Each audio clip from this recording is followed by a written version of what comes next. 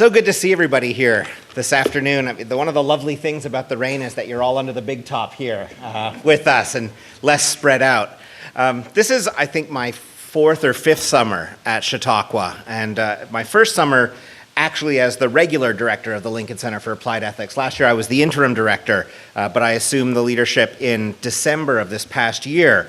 And the mission of the Lincoln Center, as envisioned by David Lincoln and his family, as well as the Lincoln professors and scholars who've helped shape it, is to develop applied ethics and knowledge and to disseminate some resources and tools to enhance ethical understanding, ethical discourse, ethical decision-making, and ethical behavior.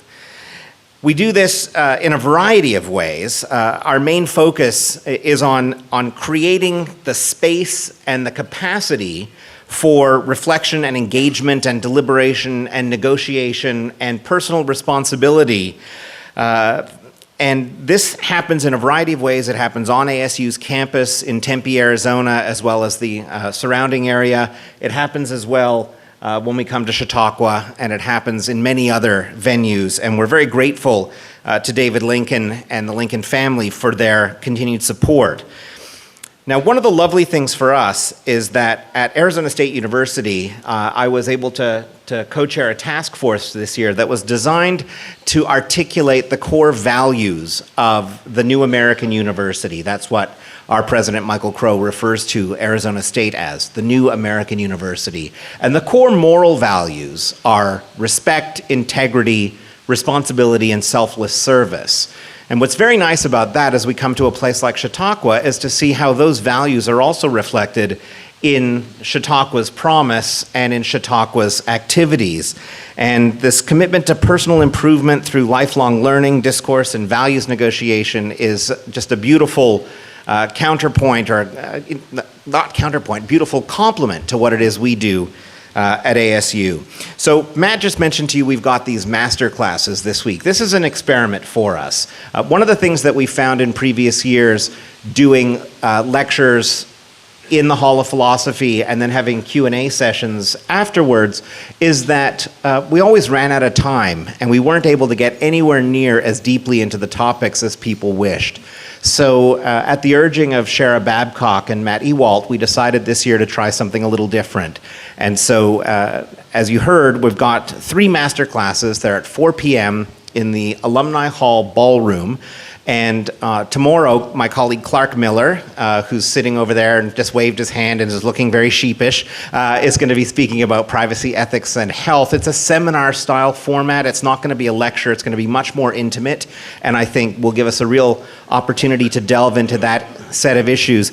Brad Allenby is going to be speaking on Wednesday afternoon with regard to national security, and then Joel Garrow will be speaking on Thursday afternoon. And then I hope to see you all back here on Friday afternoon when another colleague of ours, Adriana Sanford, is going to be speaking about money, privacy, ethics, money, and the business side of ethics. So without further ado, I'm going to let Matt come back up here and tell you all sorts of things about Brad Allenby. I'll say one thing about him. He's a wise guy, and I really mean that.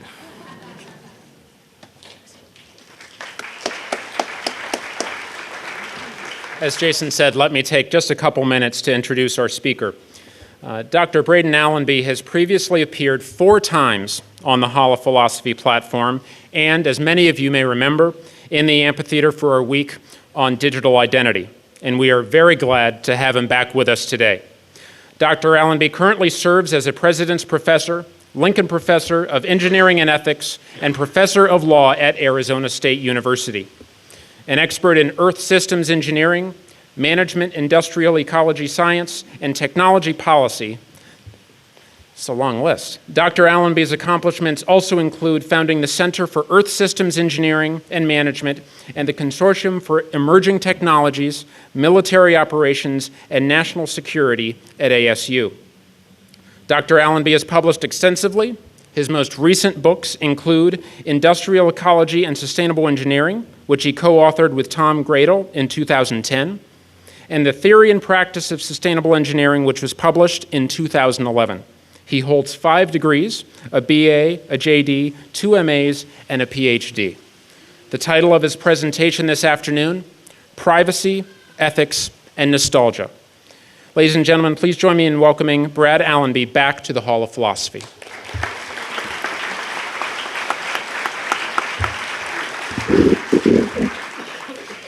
Thank you. I'd like to thank the Chautauqua Institution, which obviously believes in redemption and keeps trying with me. I would also like to thank the Lincolns and make sure that all of you are aware of the fact that neither Chautauqua nor the Lincolns, nor my family, nor my son's cat takes any responsibility for any of the things I'm going to say. What I want to do is I want to open up a dialogue with you, because the more I thought about this topic, the more I realized that one of the problems with talking about anything like privacy is it's one of those very difficult terms where we all know what it means until we actually start thinking about it. And then it gets slipperier and slipperier. So I'd like to start, if I could, by asking some of you to give me just your top of the head definition of privacy. Just stand up and I'll point at you and give me a couple of words and I'll repeat it so that it gets recorded. Yes, ma'am. The right to be left alone. The right to be left alone. Very good. Thank you. Control over who knows what about me. Control over who knows what about me. Very good. Focus on information. Yes, ma'am. Your secrets remain secret. Your secrets remain secret. Very good. Thank you. Others. Yes, ma'am. You might be curious, but it's really none of your business. All right. You might be curious, but it's really none of your business. Very good. Thank you. Yes, ma'am. An identification of your space around you, and people should not infringe upon it and let it out. An identification of your space around you, and people should not infringe that. Others? Do any gentlemen have any definitions? I mean, touche. Yes, sir. The right to not have disclosed what you desire not to have disclosed. The right to not have disclosed what you desire not to have disclosed. That's a very good one. Others? Okay, so we're covering a lot of turf, right? Is privacy a right? Now, I know you were told this morning that it's not, and you now have all the relevant court cases, and you're going to quote them at me. But if you go out and ask the public if privacy is a right, many people will tell you, yes, it is. And they mean that, of course, in the generic sense, not in the sense of, and here it is in the penumbra of the, no, they don't mean that. They never read Douglas. But they feel inherently that they have a right to privacy. And that's important, because if it is a right, then it engages a whole suite of responsibilities that require consideration. Is it a legal principle? Well, clearly it is, or you wouldn't have gone to the talk this morning. But what does that mean? What does it mean that it's a legal principle that was sort of created in the penumbra that Justice Douglas found? Because after all, if it's a legal principle, it's changeable. It is not explicit in the Constitution, and even if it is, like the Second Amendment, a good Supreme Court, or a bad one, depending on your perspective, can find a way around it. So what you have is a legal concept, and if you have a legal concept, then what you have is a very changeable concept. Is it code? For example, when I say privacy, do I mean simply anonymity, right? How many people here live in New York City? Seriously? Oh, come on. Good for you. Yeah. Meredith, Connecticut. Okay. I hope Connecticut. If you're walking down the street in New York City, you are just about as private as any citizen this country ever gets. But you're not private, of course, because you're right there. Everybody sees you, but you are anonymous. Gesundheit. And this often gets confused with privacy. To the extent you are anonymous, you may be in front of everybody, you may exist, people may know you exist, but you are anonymous. Nothing specific is associated with you. There are no tags attached to you. That's a different kind of privacy. And it's very important because we may be able to give you anonymity when we can't give you privacy. And it's also important because technology changes that dynamics. Let's say, for example, that you are an unfortunate bride in Texas and you get cold feet and you take off. Before the internet, nobody would have known, except perhaps, one hopes, the groom. And maybe not him, depending on what the party was like. But what happens if you do that today? What happens today is the internet picks it up and it becomes one of those human interest stories that now substitutes for substantive news. And suddenly, everybody in the world knows that this bride from Texas took off. And what happens? When she gets back, obviously in a very stressed state, does she get help? No, she gets arrested. That's a different structure created by the technologies around us. Any one of us, at any point, could become that kind of public persona. You no longer have the anonymity that you once had because technology has taken it away from you. A case from my profession. There was a teacher who sent an email to her class basically saying, look, I know the Republicans shut down Congress and so you can't, actually it was a Census Bureau, when the government was shut down. She said, basically, I know you can't get the data, so you get another week for the paper. Well, one of her students obviously didn't like her very much, leaked it to a Republican Action Committee. They put it on the internet and took it up as a major cause celeb, accusing her of blaming the Republicans. And to his disgrace, the dean of the university, which I shan't mention, except it's in Wisconsin, and it's the flagship university in Wisconsin, didn't back her up. Again, this is technology mediated, and it is a different structure than the ones that, certainly that I grew up in. Is privacy an information issue? How many of the answers we got back, which I liked because they all touched on dimensions of this, how much of what we were talking about in those definitions implicitly was an information issue? Who controls information about you? Does this matter? Well, let me give you some examples of how it might matter. Suppose, for example, that I, as a hotshot young engineer, which obviously leaves me out on a number of bases, that I develop genetic manipulation technology that enables me to provide some significant benefit to you. But I'm living in a capitalist economy, so I retain ownership. So that part of your body belongs to me, because you're using my genetic tool. Privacy can begin to get very devious if what we begin to talk about is the structure of information that constitutes your life. So this is not just a what I do issue, this is a what I am issue, because don't forget, we are moving into the period where humans are being engineered. Humans are a design space. Once we get to that point, the question of ownership, of what belongs to you, what is in your penumbra and what isn't, what is part of my organization, my company, that becomes a serious issue. So the privacy issue has a lot of dimensions that we don't think about.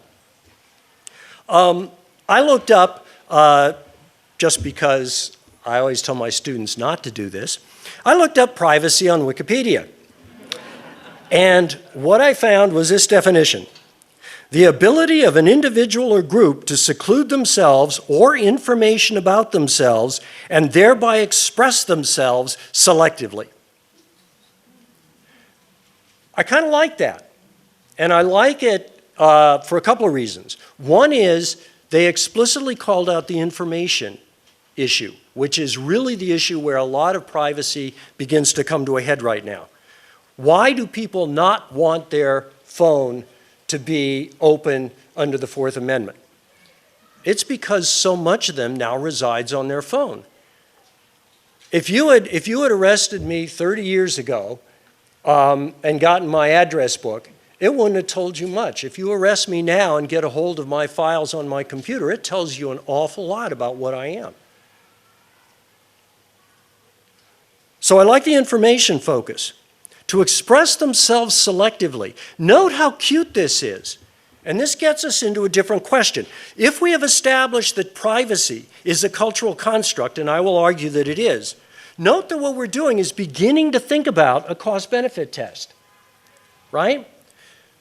Because to express myself selectively might mean something very different to a 15-year-old young woman and to a 40-year-old pedophile.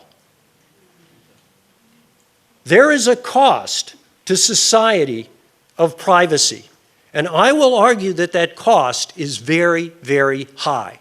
Whether you want to pay it or not is not up to me, it's up to you. And it may be up to our children who have a very different perspective of privacy, at least if you're my age. All right.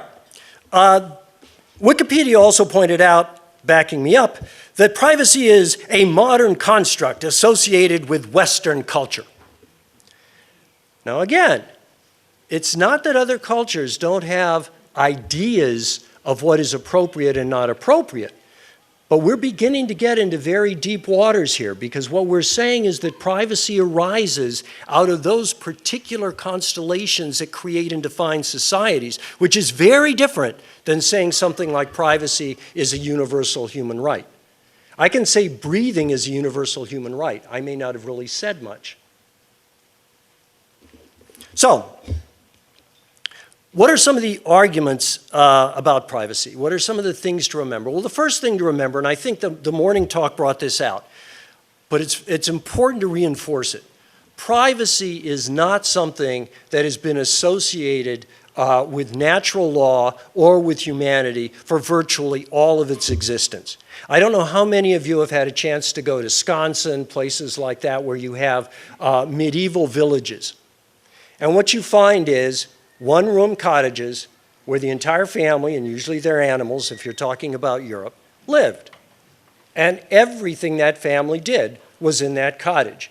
Everything that family did, from fighting to sex to working with their children, was not only completely open to their family, but completely open to their village. One of the themes in Faust, if you'll think back to it, is in fact Faust trying to escape from the stifling atmosphere where there was no anonymity, there was no privacy, which is in fact the way that most of humanity has lived. Note also that there's beginning to be an association between privacy and your economic status. We'll follow that up in a little bit. So cities began to develop, and most of you are probably familiar with the term, city air makes you free. What that meant was basically you got away from the very structured feudalistic culture that was enforced in the countryside. And it made you anonymous. It did not give you privacy. You had no more privacy in a medieval city than you did in a small rural village. What you did have was anonymity. So is that enough? Well, that's something to think about. But it does tell us that privacy is a fairly recent development, both in American law and in terms of Western culture. The way that we think about privacy, the way that we think about keeping information to ourselves, that's fairly new. And it has generally been, I think, a process where, okay, I won't say that. It has generally been a process associated with economic status. Think about something as simple as the telephone. Most communities in the United States, when telephones were first introduced, had party lines, which meant basically that anybody could listen to whatever you were saying, and the operator certainly could, particularly if she knew that you were probably going to be saying something interesting. It costs money to buy a private telephone.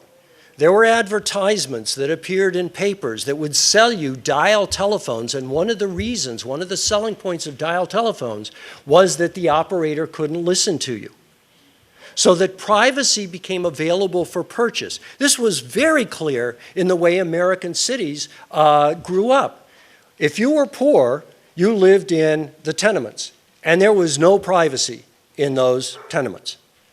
The rooms were small, they were right next to each other. Privacy was not your concern. Staying alive was your concern. You go out into the suburbs, you get the bigger houses, then you begin to get more space. Privacy, in other words, I think can be regarded as a luxury good. And at some point, the middle class in the United States achieved the economic status to be able to buy privacy. And they did, because privacy is very desirable for a lot of people for a lot of different reasons. But that also means that, like any luxury good, it probably has implications, distributive implications in terms of the economy of the poor who can't afford those kinds, that kind of privacy, versus the better off who can.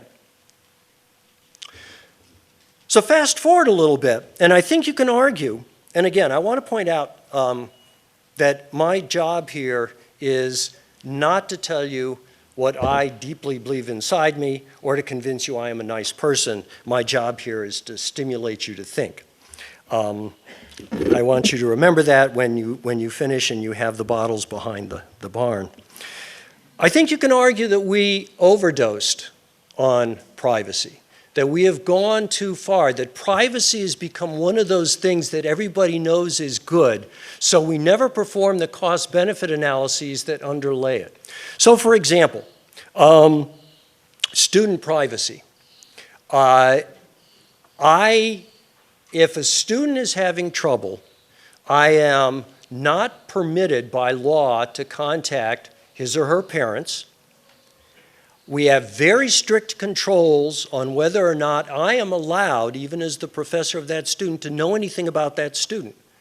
I have had cases where I have had students that are in trouble, and I would like to know whether this trouble is systemic so I can get that student some help. In other words, is it just the fact the student thinks I'm a jerk, which is a not unusual event, or is it in fact something deeply problematic going on with that student? I, as a professor, am unable to do what I would like to do for that student because I'm unable to get the information to answer that question. There are people at the university, which I usually have trouble finding, who are able to do that. But what that does is that means that many students who might be able to get assistance don't, because we can't share the information that would allow us to identify that issue and to help that student manage that issue. As a parent, I don't know how many of you have had trouble finding out, maybe you had a student at school who was in difficulty and you never knew it because the school doesn't share anything with you.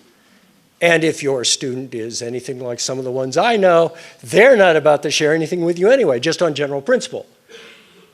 So that leaves that student potentially lacking the safety nets, lacking the structure that would enable him or her to get out of the problem. I think that's a shift that needs serious consideration. But of course, because it's privacy, I doubt anybody asked the relevant questions. Let me give you another example.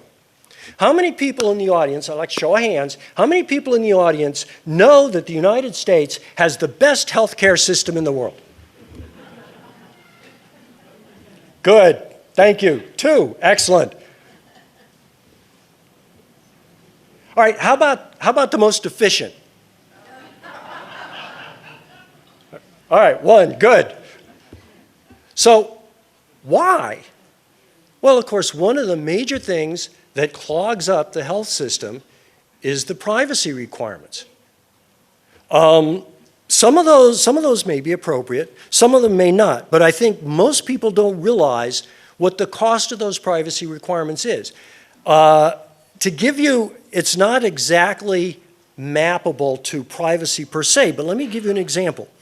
The Institute of Medicine in Washington, D.C., it's the National Academy for Medicine, did a study using 2008 data. And what they found is just in the area of medicines being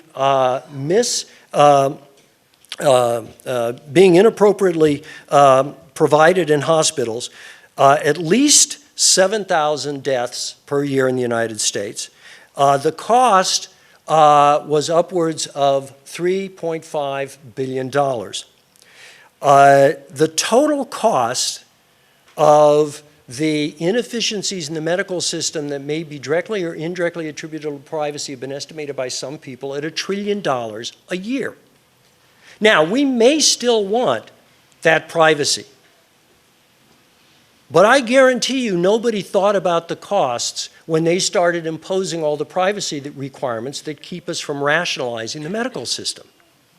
And let me ask you a question. Why do you not want your medical data public? Again, some of the gentlemen can speak up this time. Why do you not want your medical information public? Sir? Can't get insurance. Beautiful. A really critical issue. But let me ask a question. Is the best way to handle the insurance question to load the system with $1 trillion of cost, or is the best way to pass laws that ensure that insurance companies can't take advantage of information in ways that hurt the patient? Just a question. Sir? An employer may not hire you if they check out your medical records. Excellent. Employers may not hire you if they check out your medical records. This is tricky, right? Some of you, how many people, well, no, I won't do that. IBM had a case back when I was with AT&T where we began to get data on a certain material used on a certain product line that appeared to be teratogenic. That is, it might cause birth defects.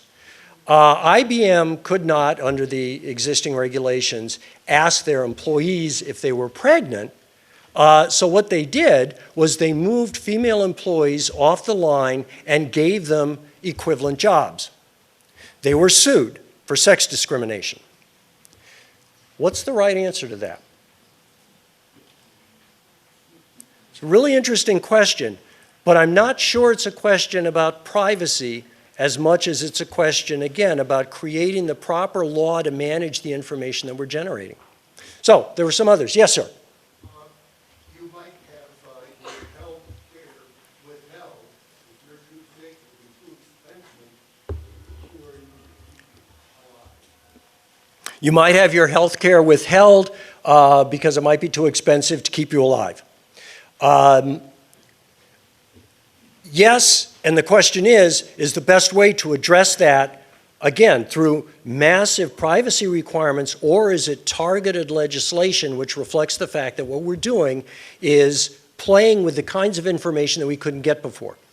If you know, for example, that you have a gene which exists that greatly increases the probability of breast cancer, does that mean that, for example, an employer won't take you on or an insurance company won't take you on? Should they be able to have that information? And more importantly, if they do have that information, should they be able to act on it? Under mental health and psychiatric, you might become ostracized by your neighbors' society, by your neighbors in society, because it becomes knowledge of your mental health or psychiatric problems. Absolutely. So let's say that you have mental challenges, and that becomes part of your medical record and becomes known. You may well be ostracized by the public, by your employer. Your kids may be ostracized by the kids of other parents. So a very real problem. And it's a difficult one because that one is hard to address directly through legislation, right? That's a cultural issue. But let me make a suggestion, which I think we'll finish with, and that is that the culture is changing very, very rapidly in the way that information is processed, and that the way that younger people process information that we would have thought pertains to privacy is different than the way that we process it, at least people my age process it. So yes, a very real problem. Query whether that might not change. And And it raises another issue too, which I'll get into in a bit, and that is transition costs, right? I mean, if we are moving from a regime where sort of the 1950s American perspective on privacy is changing to a perspective that significantly values privacy differently, that is, doesn't value it nearly as much, the transition costs to people caught in that period could be very significant, because in the short term, when we open up that kind of information, it's very probable that the response will be, as you suggest, negative. But in the longer term, as more of that information becomes available, perhaps people will learn that that is not a stigmatizing event. That is part of what adds to the complexity and the interest of the human family. Lest you think that that is entirely Pollyannish, and right back to my engineering school and say I can't be an engineer because I'm too Pollyannish, remember what happened with gays, lesbians, and other sexually oriented categories. We actually came a long way in a very quick period, and I would point out that most of that was due to the younger generation. So, interesting. Yes, ma'am, you had one. I was just going to say, too, you might want some control over disseminating information on your own health to your children or loved ones. You might want to have control over that as to how they're told. Right. Right. You might want to have control over how information is disseminated, particularly to loved ones or to your partner. Absolutely clear. And one of the problems with being able to generate more sensitive information than we culturally know how to manage, things like, for example, getting DNA scans, is precisely that kind of issue. It's one thing to be able to determine with a fair amount of accuracy at this point that, say, for example, you have a gene that greatly increases the probability of breast cancer. It's another thing to just release that information to the patient and to loved ones without any kind of preparation. That becomes extremely difficult and problematic. Yes, ma'am. Our understanding of some of the diseases, though, have changed. The gay issue was once a mental health problem, an anomaly, and now it's not under that category. So we would hate to think that our knowledge at this time is our knowledge forever. Things could change. Absolutely. The categories that we think of as diseases change over time. That being gay used to be considered a disease. Now, obviously, it's part of the human condition. Now, notice, and you said something else that I want to focus on for a little bit. Notice the point she brought up. Notice that every generation wants to privilege its perspective. The perspective that we have is a perspective that we believe is real. When I talk to audiences in Scottsdale, what I find is when I talk to older audiences, the idea that privacy may not be important is not well accepted, to say the least. When I talk to my students, most of them think that the hang-up with privacy is something that went out a long time ago, and they're comfortable with the idea that privacy doesn't exist and shouldn't exist. It's a very interesting perspective because our tendency, as in, for example, perhaps some of the rules we have now governing privacy, our tendency is to impose our perspective in such a way that it flows to the future. And the future may have very different ideas and very different concerns and maybe very different valuations of the costs and the benefits. We don't allow for that. If we had the right, we would tell people exactly what their life was going to be like 200 years from now. And of course, 200 years from now, they're going to look back at us, and it is going to be really, really ugly because we will have done nothing right. Which is actually perhaps not too far off the truth, but it's a different. Yes, sir. And then you ma'am. I'm not sure that younger people don't believe in privacy as much as that there are fewer things that they feel the desire to hold within their personal privacy. Absolutely. His point was not so much that younger people don't believe in privacy per se, but that they have a very different definition of what falls within, if you will, that penumbra. Yeah, I think that's right. The important thing is that most of what we think falls within it tends not to fall within theirs. So, for example, it's always fun to talk about the ethical issues associated with your friend or ex-friend, depending on how you perceive it, putting that picture of you dancing on the table in your underwear up on Facebook, where the IBM recruiter is going to look at it and say, you know what, this isn't really the IBM style. Now, what's going on there? And I'd like to go back to your point and feed into yours. What's going on is the fact that the younger people today have been caught in a transition, and it hurts them. And the transition is that to them, this is not that unusual. And why is it unusual? It's because most people at some point in their lives have done the moral equivalent of dancing on a table in their underwear. The IBM person did it. It's just that when the IBM person did it, there weren't smartphones around that took a picture, and there weren't interested friends who put it on Facebook so everybody could be amused. So the question is not so much the behavior part. The question is the standards that we apply to the information that's produced by the systems we have. And if the IBM recruiter is applying our standards to material that was produced by individuals who have different standards, the people that are caught in that transition can be damaged significantly. That person may not get the job at IBM that they deserved, that they worked for, not because they wouldn't be perfect for it, but because they had a different perspective on what constitutes appropriate in behavior or out behavior. The transition period requires a lot of consideration when you're going through these cultural changes. And I would argue that right now we are moving from a privacy-intense environment to a privacy-light environment, and we need to pay particular attention to those transition issues. It won't be people like us that get caught, people like me, right? I mean, I'm like old, I'm gray, I'm a member of ARP, we got a really good lobby, I'm set. It's going to be the people that run into conflicts with my value system that get in trouble. It's going to be the younger people. Let me get the woman back there, and then let's get a couple more.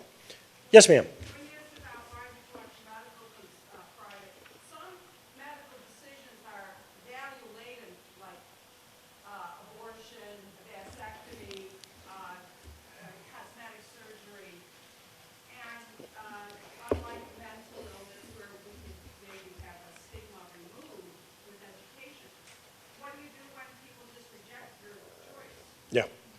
So the abortion issue is probably the best to illustrate that point. The point is that there are some procedures that are so value-laden that you simply don't want to have that made public. Things like abortions. And I think that's right. There are areas where you just have to understand the reality that what happened was so charged in the society we've got today that it's unfair to the individual to release that information. But that becomes a much, much smaller category than simply saying all medical information is private. I mean, I have no idea what's in my genome, but if somebody wants to go dig in my genome, that's fine. Go to it. I don't care. I mean, you know, what the heck? You're about to check out of the Hotel California anyway. It doesn't matter. So I think that's a very good point. The point about cosmetic surgery is interesting, right? I mean, to some people that may be a stigma, but coming out of Scottsdale, I think that's like half of our GDP.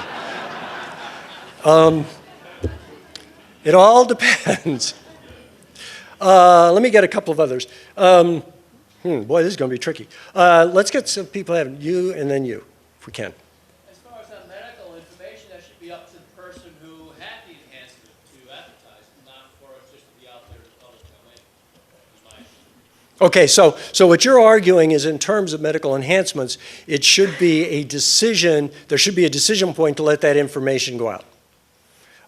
Being flip, I mean all medical information. I don't think anyone has a right to know anything medically about me other than the doctors Okay. treating me.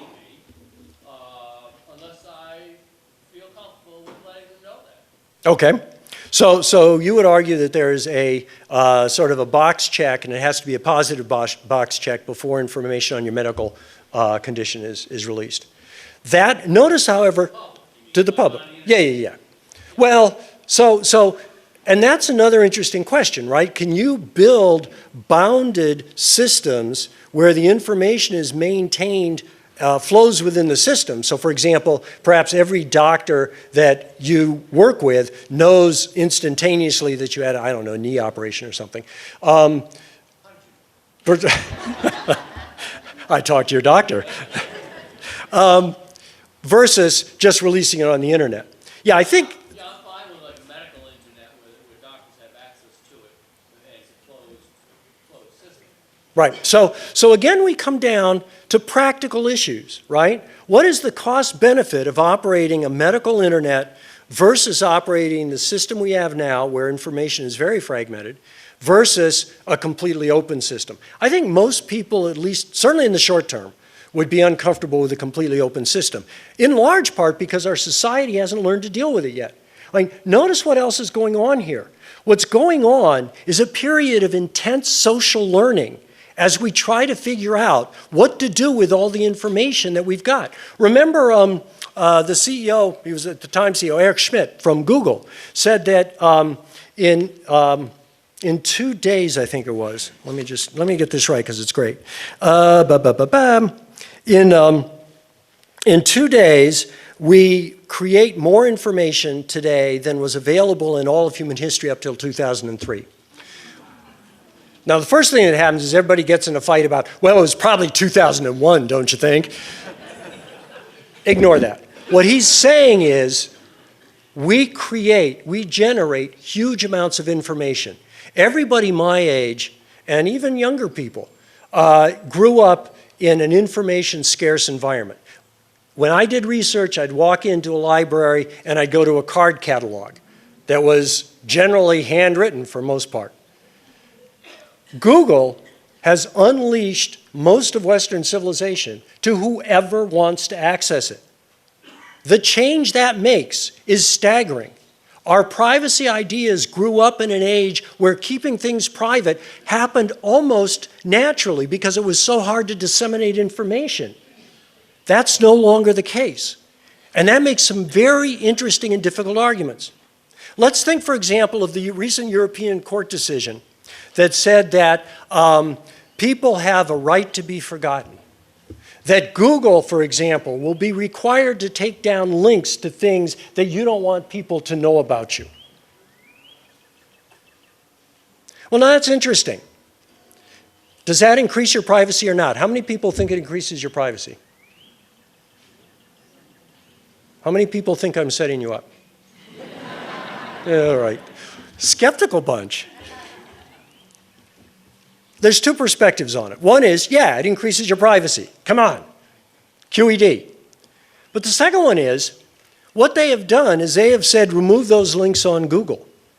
Does anybody think the French state is not going to have access to all of the information they have now? Seriously?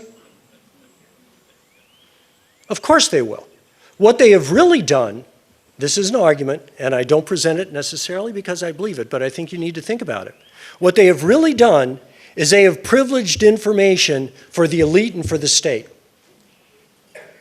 That was not a decision about privacy. That was a decision about shifting power back to the state. Because it's only jerks like me that aren't going to be able to find the information.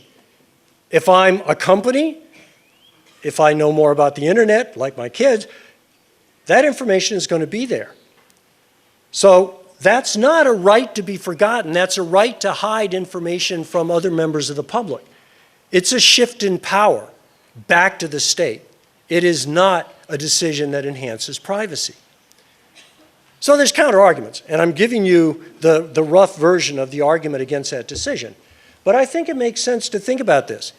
Because when you think about privacy, there's two things involved. One is the information you want to protect, and the other is who you're protecting it from. Most of us almost instantaneously, particularly in this country, particularly in Arizona, think of the government. I don't care if Surfway has that information, but not the government. Okay, But what this does is this means that ordinary people are not going to be able to get the information, but that the power elements still can. So I think it was a typical European decision, right? If you got a choice between people and the government, go with the government. Yes, ma'am. Just two thoughts. One was that Betty Ford made a cultural change when she was able to be public about her breast cancer and her drug addiction, and that made an enormous shift in how we saw that. And another, as a mental health provider, I remember having a patient who had been raped, and she wanted her name in the paper because she said, I didn't do anything wrong.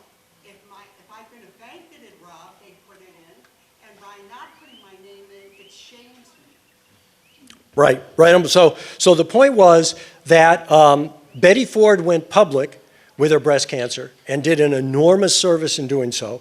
And she mentioned a patient of hers who had been raped, who wanted her name published because she hadn't done anything wrong. And to hide her name as if in shame violated her sense of what was appropriate.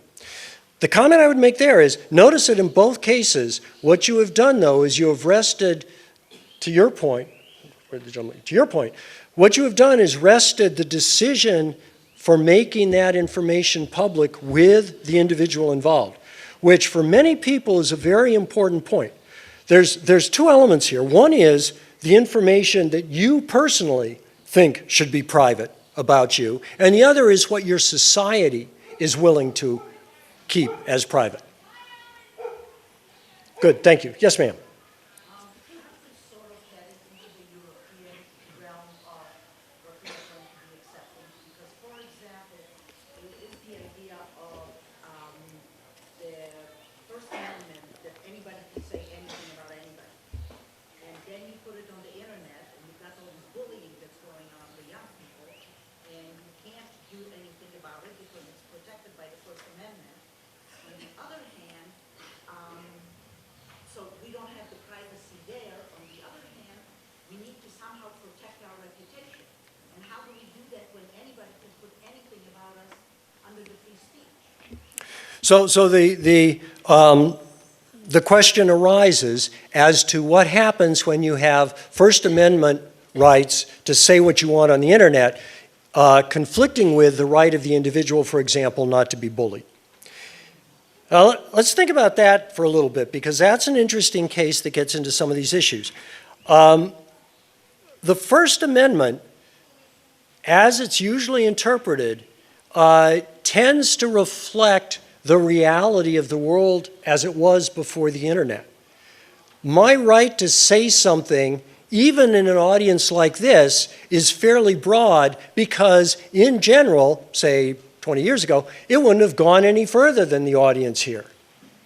Whereas when I say something on the internet, it can blow up and become a national phenomenon. Think of that poor bride in Texas.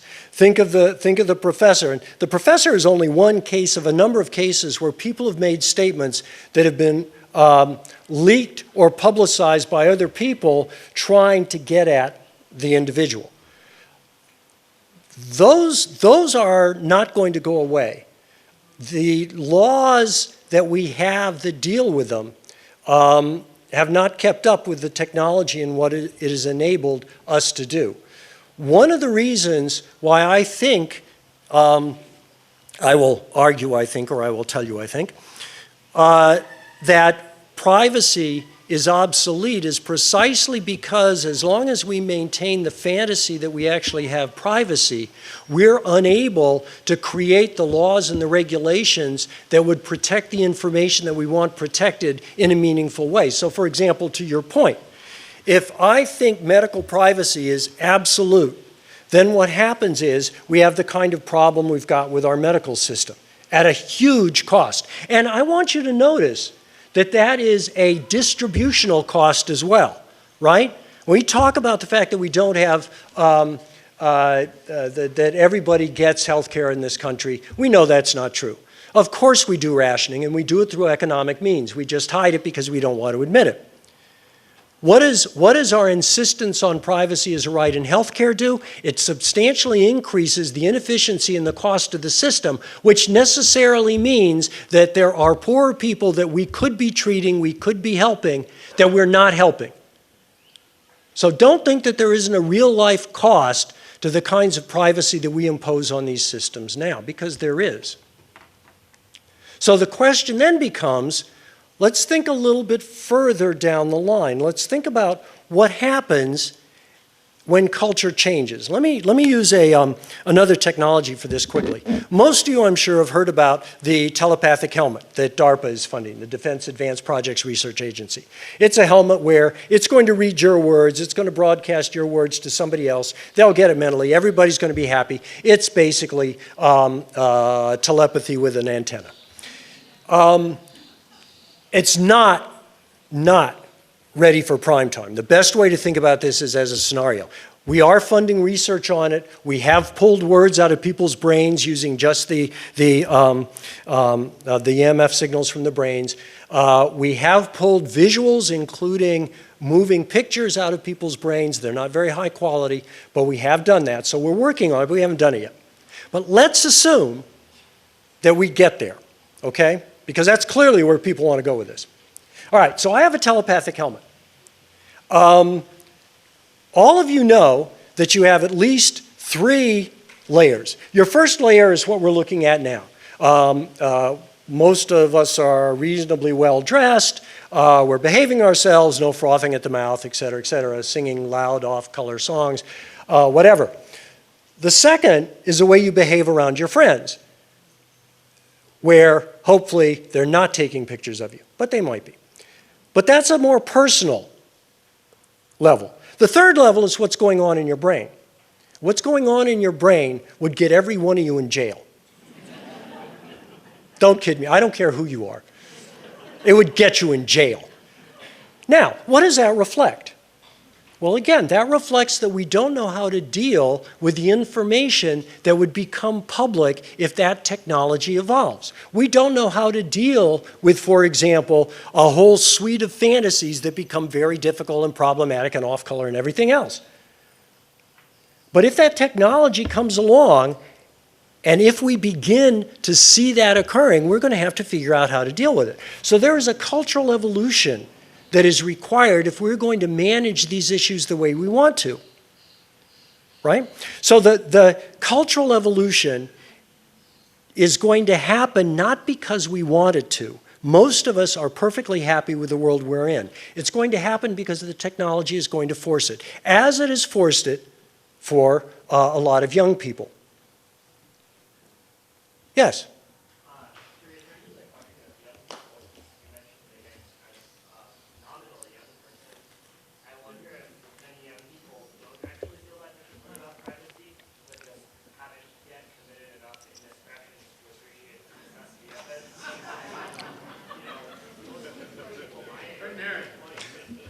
I'll repeat.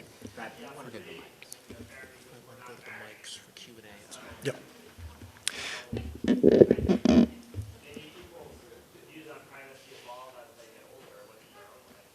So an excellent point. The gentleman notes that perhaps it isn't that young people have different ideas of privacy, it's just that they haven't yet experienced the impact of indiscretions in such a way as to get them to be seriously interested in privacy. That's a very good point, and it's very reasonable, and it's always hard to tell. One of the things about any of these kinds of evolutionary processes is you don't know where they're going to go. You kind of only know them in real time.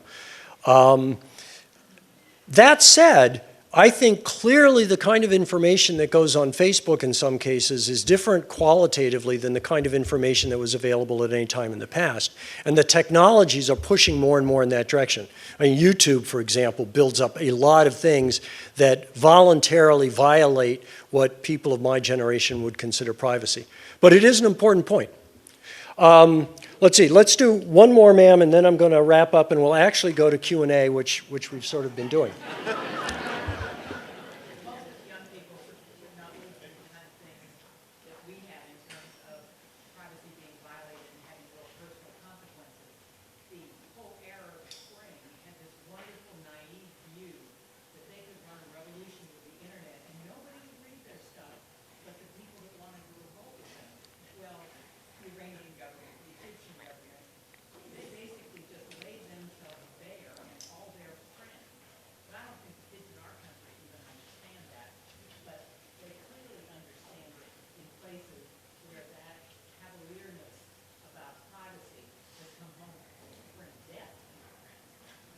So the point was that in the Arab Spring, for example, the naivete of individuals that were using the social networking systems and assuming that they had some degree of anonymity got them in serious trouble because the governments knew who they were, knew who the friends, the linkages were.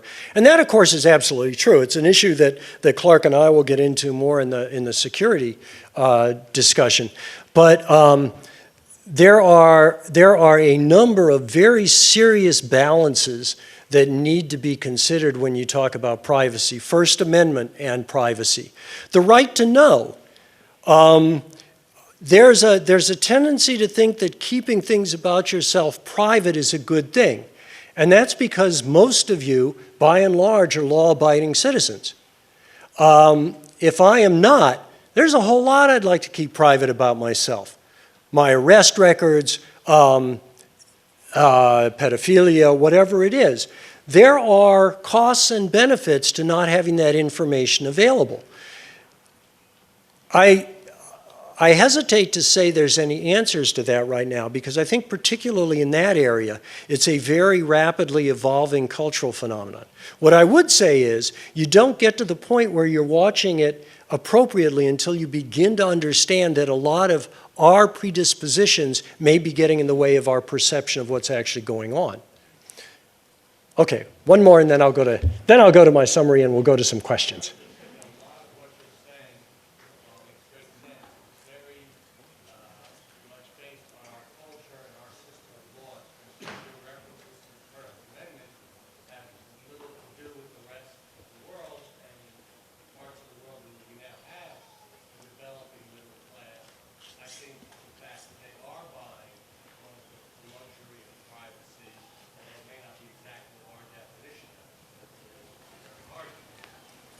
That's right. So the point is that a lot of this is an Americocentric perspective. And I think that's important in two ways. One is things like the First Amendment clearly bring in American jurisprudence and American patterns of thought. But the second is, can you really talk about privacy in terms of larger units than the culture within which it's being interpreted? And I'm not sure that you can without necessarily kind of importing a universalism that isn't there. That's an excellent point. That's an excellent point. Let me close with two examples and then we'll go to questions. One is drones. You heard a little bit about drones this morning. Drones and privacy. I find that an interesting dialogue because if you look at drone technology, it doesn't on its surface really have much to do with privacy. The linkage with privacy comes in part because of the way that drones have been used, number one. And number two, it comes in, I think, because drones are an understandable technology that people can see, that people understand, that they can associate with a loss of privacy. So that the inchoate sense that we have lost something valuable without even knowing it is focused on drone technology. But of course, drones are not where you've lost your privacy. You've lost your privacy in the internet systems. You've lost your privacy with the fact that you buy your food at Safeway or Fry's, and you have a card that gives you 20 or 30 bucks off a week. What is that card telling you? That card is telling you that the information about your buying habits is worth 20 or 30 bucks a week. That's what that card is telling you. Visa, MasterCard. Now you can, if you want, live cash and off the grid, but it's almost impossible. People have tried, every once in a while Wired Magazine sends somebody off to try to, live off the internet and the grid, and it always ends badly, and they always find them anyway. You can't do it. You are enmeshed in systems that generate information about you. And this inchoate sense that, and it's not just a sense you're losing your privacy. For much of what you talk about with privacy, that's relatively controllable. You're losing your identity, and that becomes a much more serious and deep phenomenon. What is all of that telling you? That's telling you that it's a very disturbing period. We started with definitions. I don't think we got to a good one. Bless Wikipedia, I don't think their definition is a good one. I think it overlooks way too much. I think there are too many dimensions to this problem.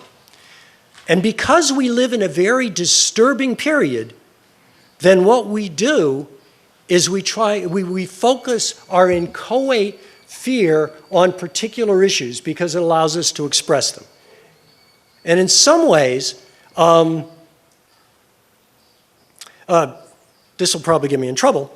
Let me suggest, not necessarily because I believe it, but because I think you need to think about it. Let me suggest that privacy is one of those issues for the left that some of the Tea Party issues are for the right. It is a concept around which the inchoate concern, fear, angst about the future, which has serious challenges, comes to rest. And I think the drone debate begins to show this. If you're really interested in privacy, then drones are secondary. I mean, will they take a picture of you, sunning yourself? Maybe they will. But that's secondary. Where you've lost your privacy is in the structure of the world you live in. And because of that, it's not going to come back.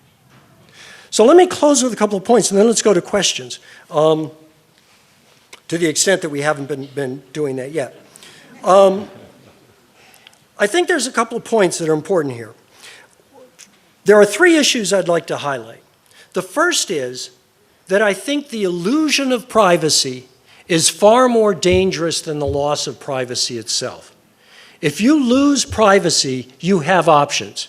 You can try to create, for example, laws that say you can't release my medical information without an affirmative check. You can try to change your behavior so that you're more anonymous. How do you do that? Well, don't sign up for everything with Apple, right? I mean, it's really convenient. They'll do everything for you. Again, think about the supermarket card. Do you think Apple's doing this out of their goodness of their heart?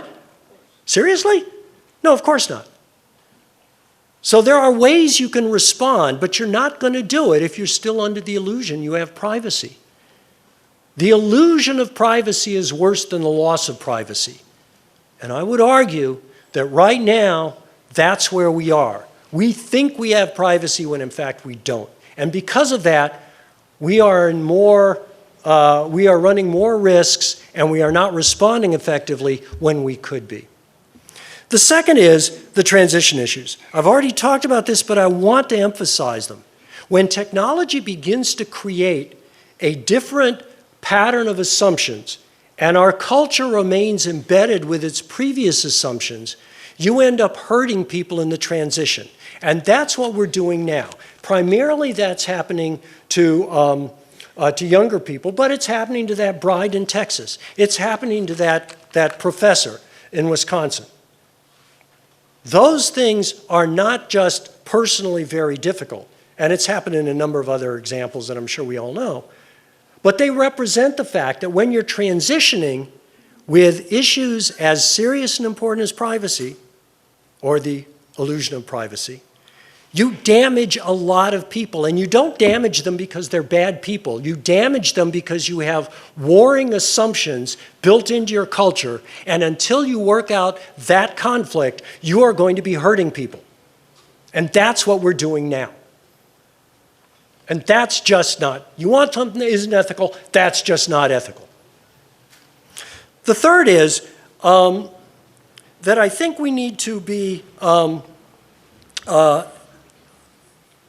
I think that it makes sense to think about differentiating between information structures and how we manage them, which I think has a lot to do with effectual privacy, with generating anonymity, because we can do that in information structures. Now, you can argue about whether NSA can get a hold of it or not. We can have that discussion. But by and large, we can generate anonymity. We may not be able to give you privacy, but we can probably give you a degree of anonymity. You don't get to that point, though, unless you understand what the world that you're actually in looks like. Finally, nostalgia. we all like to think that there was a golden age. There was a golden age where we had privacy. There was a golden age back in the 50s, I don't know, 40s, 30s, pick your golden age, I don't know. Leave out influenza. There was a golden age, and we all want to go back there. You can't. You can't go home again. The reality is technology has completely changed the world, the assumptions that underlie our cultural structures, including privacy. And until we realize that, we won't be able to adapt rationally. We won't be able to adapt ethically. So perhaps the most important ethical precept here, to me, is what it always is. That is, the most important thing you can do is try to accurately perceive the world you're in. I'm not pretending that I do, but I am pretending that if all we do is echo chamber to each other about how important privacy is, we will never get there. So let's go to some questions.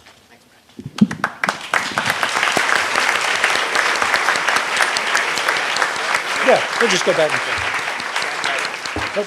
Start here and then go there. Thank you very much. Fantastic talk. In the Scandinavian countries, just a quick statement before my question, they don't have medical health privacy, and they have, because of that, even though they're so small, been able to come up with, from looking at all the data, come up with medical advances that the rest of the world hasn't been able to. But my question comes to a generational thing. Between the 1950s and 1989, we had a mythos that was including the book 1984, the Stasi, the KGB, Hoover's, J. Edgar Hoover's FBI, and it seems like the generation that came after 1989 isn't getting exposed to that mythos as much. And I'm curious, one of the questions, besides for the inherent question that I'm curious, what happens if a college student today reads 1984? Do they get the same thing out of it that a college student in 1970 reading 1984 gets? That's a very good question. My students don't. What they tend to do is they tend to view that as an interesting artifact of a period that's already history. Now, notice how tricky that is in terms of privacy, for example. You've mentioned two things that dramatically impact privacy. One is big data. Big data functions in ways that require huge amounts of information, but they're not the same kind of information that we think about when we think about our privacy. It gets chewed up in different ways. The second, I think, is that when you're thinking about things like 1984, like control, there's so much information out there now that it is difficult, not impossible, but difficult to control the information that people live in.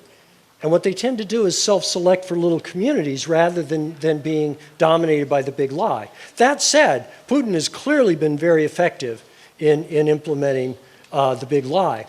A final observation.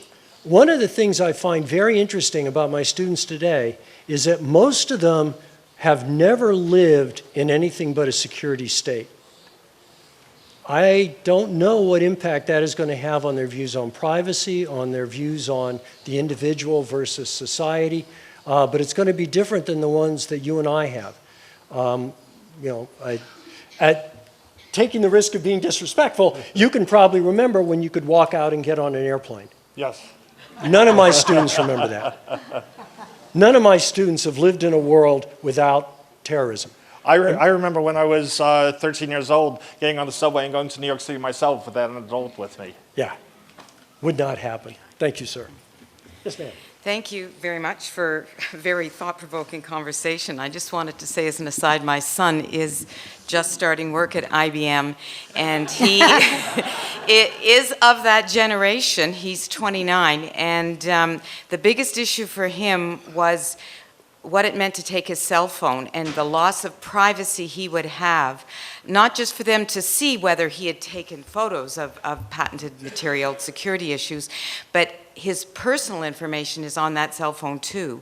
And I would say he would live by that Wikipedia definition, and he is struggling with that. The result is he had to take everything off his cell phone. So that generation would say, you know, I want anonymity when I want, and I want to share when I want. And that was interesting. That's absolutely, that's great. The thing that's interesting about the cell phone is the way that we've migrated important parts of our personality onto these machines in ways that are subtle enough that we don't reflect it. Right. Yeah, absolutely. So, but my question is more, I'm trying to bring together the two conversations we had today with Jeffrey Rosen and with you. And what I feel is missing so far at the end of the day is I don't want to feel powerless. You know, I'm feeling, you've left, I feel left at the moment that, you know, get over it. And I don't think, first of all, that's not the kind of person I am, and we don't have to get over it. I admit I'm Canadian. We just introduced legislation. But we just Canadians never get over anything. Right, but we just introduced legislation to stop an anti-spam legislation, which says that you have to have my permission if you want to send garbage to me. And it's very wide-reaching, and it's very expensive not to do it. So, or not to ask for that permission. So, and here I think I'm more concerned about the implications from the security perspective. I know you'll talk about it later. But it seems to me that if you take what Jeffrey was saying and what you're saying, we don't have to settle for the status quo, which is this ongoing loss of privacy. Isn't, and maybe that's part of another conversation you're going to have. No, well, the security is. I think that what we think of as privacy is definitely going to change. That doesn't mean that you can't respond effectively. The spam law, I'm not familiar with its details, but my bet is that spammers are going to figure out ways to continue spamming. They are remarkably inventive. But that said, that goes to the point that when you recognize you have an issue and it affects your privacy, if you think about it too broadly, you're probably going to be ineffectual in your response. What I would say is, yes, we do have a lot we can do, but only when we begin to realize what the scenario, what is actually out there, what the technology is doing. Big data, for example, that's going to have a huge impact on all of us. Google, Apple, Facebook, Amazon, huge impacts. Privatization of government functions. That's a huge impact because what that does is that takes a lot of privacy issues out from under the Constitution and it puts it into statutory law, which is a different kettle of fish. So there's a lot we can do, but only when we begin to understand what's really out there. And my fear is that we don't yet understand that.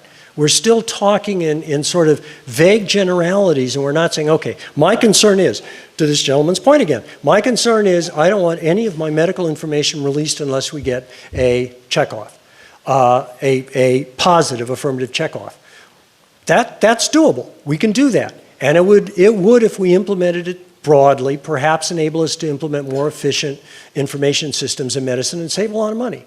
But you don't get to that point until you realize, okay, what we have here is an information issue. It is privacy, but it's an information issue, and I can manage it.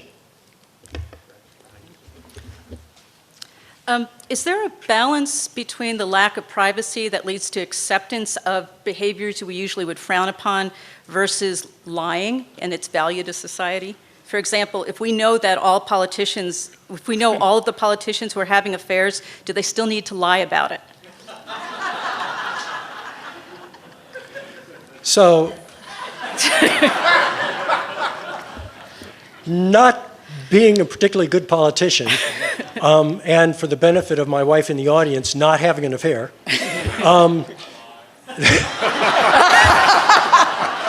I note that was a gentleman's voice, about which I will say no more. I think that it's going to change the way that we think about lying. One of the things that's very difficult about the information structures right now is they make it very easy to mislead people. You can't do it, I mean, if you're Putin, you get away with it because you've got a lot of power. If you're Rove, You have to be a lot more subtle. What you do is you generate a belief system that is self-reinforcing, and you create a few channels that keep reinforcing it. And if you do that well enough, then you can indeed create communities that may have very different perspectives that we would argue don't accord necessarily with reality. Yeah, it's tricky. It's tricky. What is a lie when everything is a lie? It's a good question. I'm going to write a book like that. Thank you. Well, thank you very much. You've really made me think about a lot of things that I haven't thought about in probably forever. And what I want to ask you, and this is in no way a political question, but it has to do with privacy, and I don't want anybody in the audience or anyone else to take it as a political question. But when I listen to you, I think of the Donald Sterling case. And he was talking to somebody in his home, and all of a sudden, you know, he's got all kinds of trouble. Now, I believe he's a racist, and I believe he's not a good guy. But as it relates to privacy, what are your thoughts about that? Well, I think he got caught in the transition, right? I mean, we don't, you know, he was making a purely private comment, and it went all over the internet. Most politicians today, I don't know what you'd do if you were a politician today.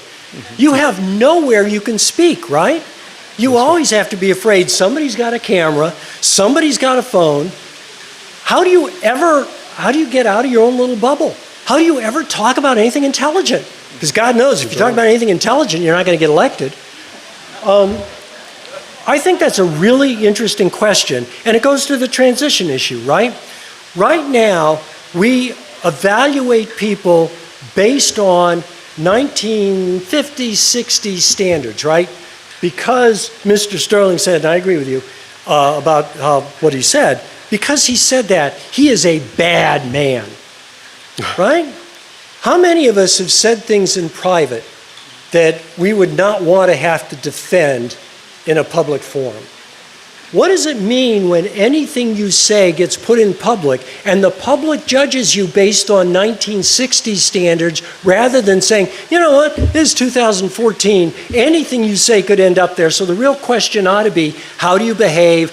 What are you as an individual? Those kinds of things.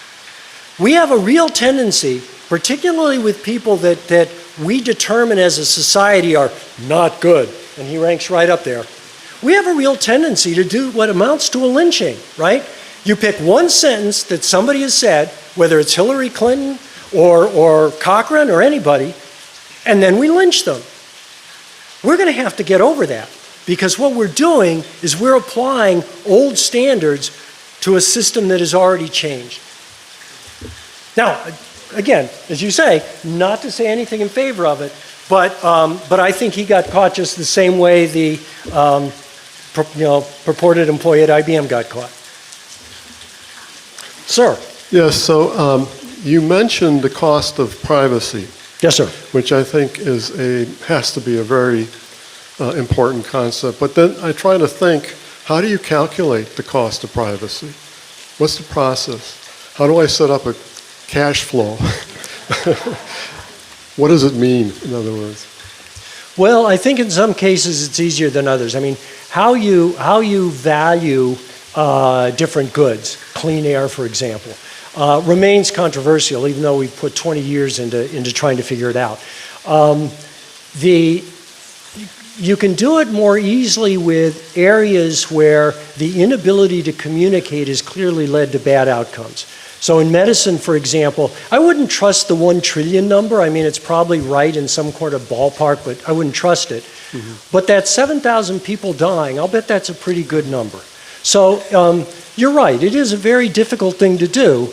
The first step is to recognize that there are trade-offs. I think where we get in trouble, and Americans seem to be particularly prone to this, unlike Canadians who are more sophisticated.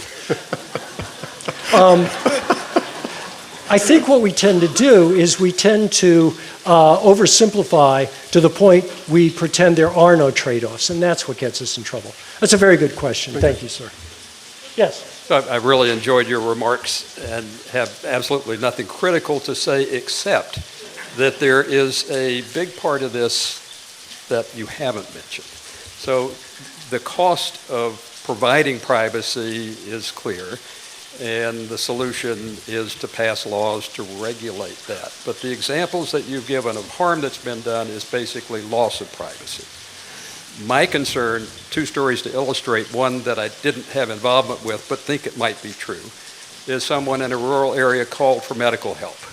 And they gave a street address. The responders drove around for an hour. They couldn't find street signs. There were no street lights. They stopped at a home and said, we have a call, where's the street address? And they were told, well, we don't know addresses, but if you tell us who it is, we know everybody in the area. And the answer was, sorry, we can't give out a name. And they never made it to the call, and the person died.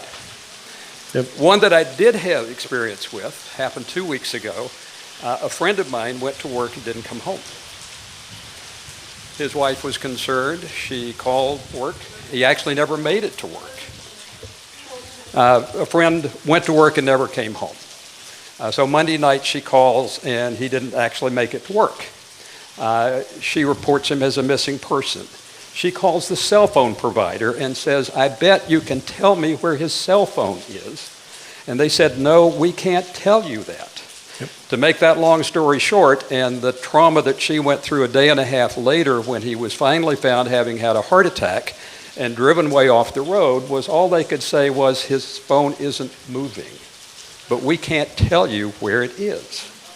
So as we make regulations, there has to be some level of common sense that the people interpreting the regulations don't seem to be able to exercise. So in addition to what we lose by having everything out there on the internet, we also lose things by the barriers that we put up to try to protect those things. Yeah, absolutely. I can't add more to that. That's dead on. I recently read that on Chinese internet you can find very little about Tiananmen Square. So I was wondering, do governments have the right to be forgotten, and do corporations, according to its European law?